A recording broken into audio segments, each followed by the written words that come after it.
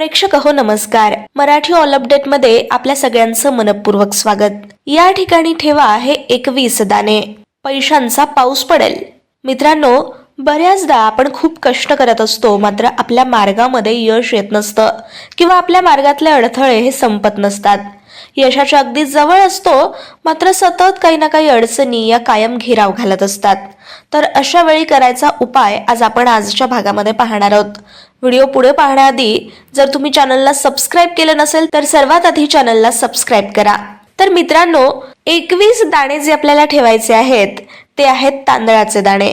आता प्रश्न पडतो की हे दाणे तांदळाचेच का?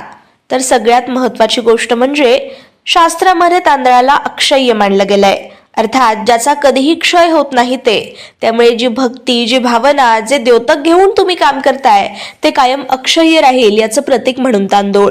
आणि दुसरी गोष्ट म्हणजे तांदूळ ही अशी गोष्ट आहे जी बाहेरून जशी दिसते तशीच आतमधून सुद्धा असते.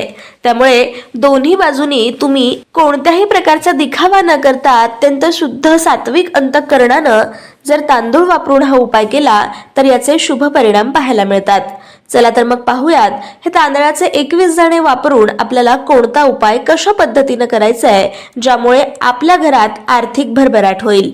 तर मित्रांनो, सर्वात आधी आपल्याला मुठभर तांदूळ घ्यायचेत आणि ते तांदूळ हळदीनं माखायचेत, ज्यामुळे ते तांदूळ पिवळे होतील.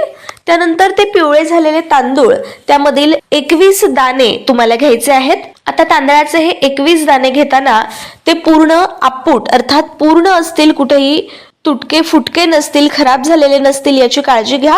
आणि असे 21 दाणे तुम्हाला एका लाल रंगाच्या कपड्यावरती घ्यायचेत.